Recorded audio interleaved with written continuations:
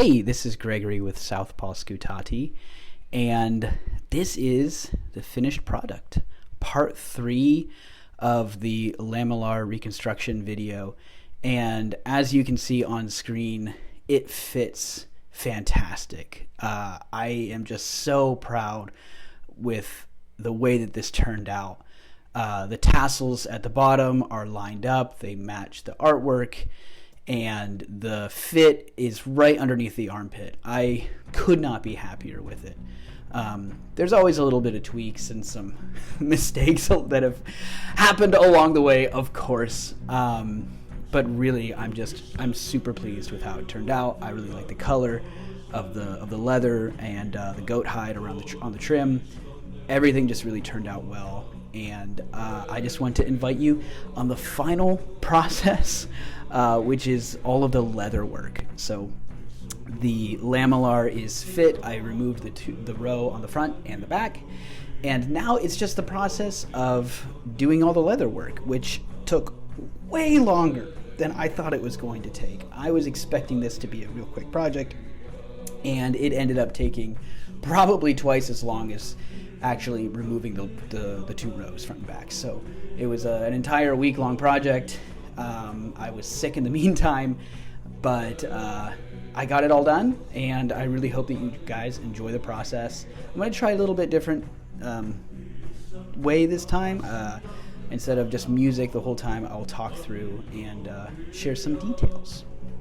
So I just started by measuring the length of the leather that I needed around the bottom, and the tricky part was really just deciding how wide I wanted each of those little tassels on the bottom. I wanted it to look symmetrical, and the fear that I had was that it would look out of proportion. I didn't want each tassel to be too wide or too long.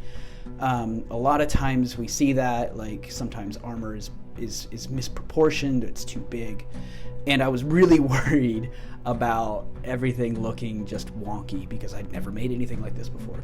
So I decided to take the easy route, and I cut out a couple test pieces, and I went with the size of the individual lames of my lamellar. And I decided to stagger each of those tassels so that I would have 2 layers of pretty thick leather, and then it would match what I think we see in the art. There's a couple statues as well. And then from then on, it was just literally just following the pattern, going down the process, poking tons and tons of holes, and just cutting over and over again. It was a really tedious process, but it was just one of those things where you get in the groove and you keep on doing it, and it's kind of like mindless. You turn on a podcast and you go to town. So it really wasn't too bad, and I'm really, really pleased with the results. And here we have me just cutting out the last bit of the front piece. So the front and back were different. I have a little piece that hangs down in the front, and I decided to just follow the lines that were already there on the former leather. So I went with a 3-piece construction. So cut out a couple smaller pieces, and then just went and lined them up and cut them out, and that just made the whole process a lot easier, rather than trying to do a piece along the front or one long piece all the way around the crotch piece or the groin protection, whatever we want to call it. It just made it easier just doing it in separate pieces, I think. I have no idea if that's the way it was done or not. I don't think anyone really knows, but that works for me. I think it still has the right look, and I think that it just it just worked. It just worked. So I'm happy with how that worked out, and here's the finished product. All right, so here we've got the tassels stained already. I completely forgot to record that process. And this was just a really tedious process of just threading the linen cord through every single hole that I punched. As you can see on the piece on the left, lots of tiny little holes. So spent a lot of time just threading those holes through. And I decided to go with this method because I figured that it's going to really keep those tassels in place rather than just some potentially weak linen thread at the very bottom. So I went with this dual method of tying the linen straps to the tassels on both layers, and then I went down, tied them all, waxed them, and I ended up putting the little leather trim at the bottom. And after I put the trim on, I decided to saddle stitch it. So this kept it all in place. There's 2 points of securing the tassels, so I don't think it's going to go anywhere. And again, I don't have any sort of like historical methodology with this at all. There's no evidence on how these were attached, and I'm just kind of doing my best with what I would understand the easiest way to do it would be. So that's my process, and it worked out really well. They're really secure. They're not moving anywhere. It keeps them from being super flexible, but also they're not so rigid that it's difficult to move around in them. And they have that exact look that we see in iconography and on some statues. So I think that it achieved what I set out for it to do. And it was a pretty straightforward process. Once I understood what I wanted to do, it was just going forward and doing it. And so stitching everything was pretty easy. Made sure all the holes lined up, put an awl through it, and then saddle stitch it all the way through. And again, I'm using waxed linen cord. So I'm trying to be as mindful of historical accuracy as I can be. And I think that it turned out really well. So it was a good process. Took forever, but I think that the results really show for themselves. I know I mentioned earlier the third piece in the front that was different, and this is my process of trying to make it all work. There was a lot of funny angles, and you can see I actually made a mistake. I lined them up even with each other, and it goes opposite of the pattern that I had throughout the rest of the armor, which was alternating. So I'll have to fix that later on, but I don't catch it until a while from now. So I'm just lining up the holes here. There's just a lot of different holes. It doesn't follow the pattern at all that I had on my previous tassels, and so it was just kind of trying to figure out a new process. And other than the fact I lined them up back to back, it worked out pretty well.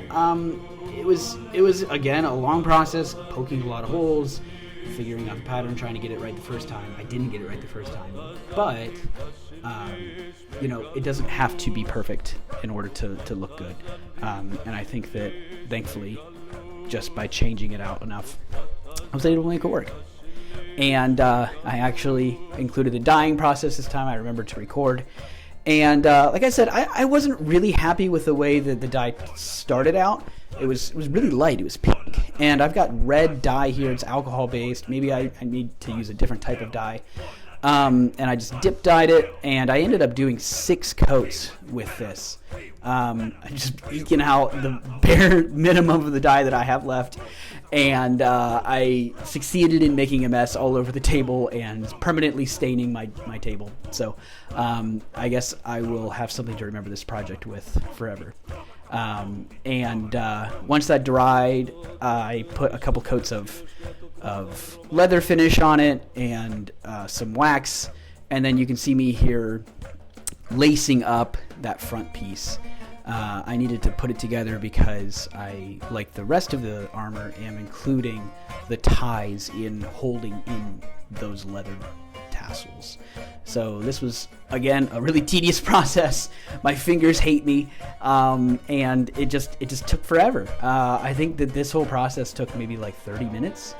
And I'm not going to bore you with the entire thing. I think it's just a super, super tedious process. So once I got it in, it was pretty straightforward. Line up the holes and just try to make it fit.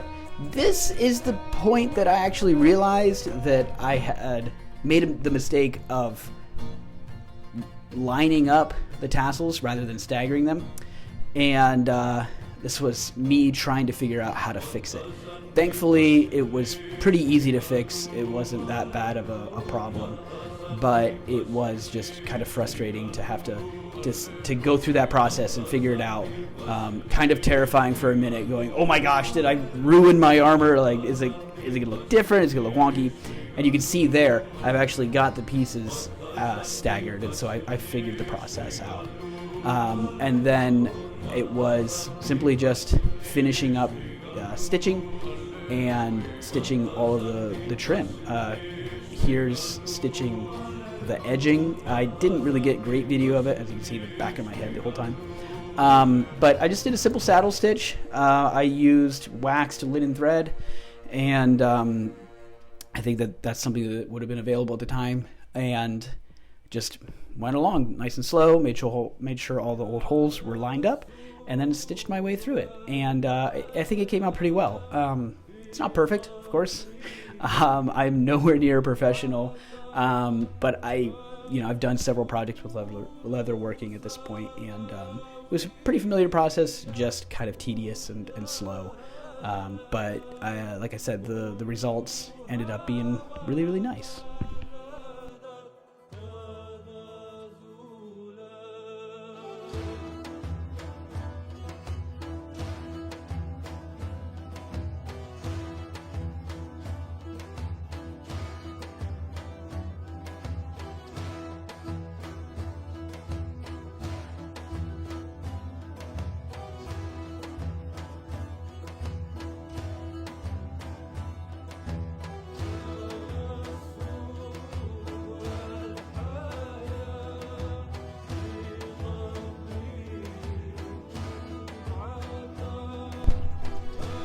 All right, now time to show it all off. I got my whole kit on and went outside, and here it is.